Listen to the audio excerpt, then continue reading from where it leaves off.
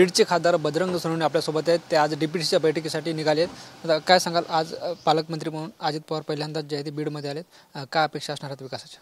बीड जिल्ह्यामध्ये आदरणीय मुख्यमंत्री असणारे आदरणीय अजयदादा यांनी आज डीपीटीसीचा अध्यक्ष म्हणून बीड जिल्ह्यात येत आहे. त्यांचं स्वागत पहिल्यांदा.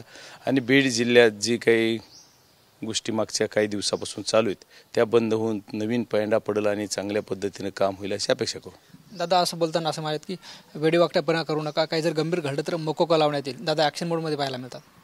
100% दादाचं जे आहे ते दादाचा स्वभाव तसा आहे. स्वभावाप्रमाणे दादा जर वागले तर बीड जिल्ह्यात सुतात येईल. तुम्ही दादांसमोर आज नेमके कोणते मुद्दे मांडणार आहेत? कायदा सुव्यवस्था आहे, विकासाचे मुद्दे आहेत?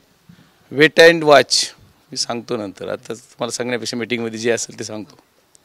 आपण जर बघितलं तर अजूनही कृष्ण आंधळे नावाचा आरोपी 50 दिवसापासून फरार आहे.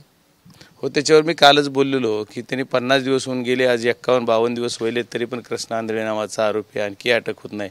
हे पोलिसाचं यश म्हणायचं का फेल्युअर म्हणायचं हे कळत नाही. धनंजय मुंडे पालकमंत्री असताना आता बोगस बिलाचा प्रश्न जो तो आयरन आला, तसे आरोपही केले जातात. तुम्ही तसं काय बोलणार का? त्याच्यावर चर्चा होईल आज मीटिंगमधली चर्चा मी अगोदर कसं सांगू, नंतर सांगतो. खूप खूप धन्यवाद. आजची चर्चा वादळी होणार आहे?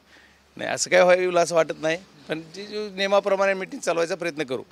Yes, okay. खूप खूप धन्यवाद. निश्चितच आपण बघतो हे होते बीडचे खासदार बजरंग सोनवणे, जे आज डीपीटीसीच्या बैठकीला निघालेत.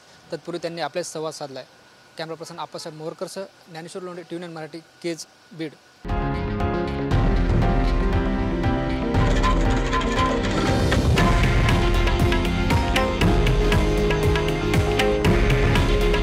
हे आहे देशातील नंबर 1 न्यूज नेटवर्क आणि आपण पाहत आहात TV9 मराठी. काळजी तुमची, हित महाराष्ट्राचं.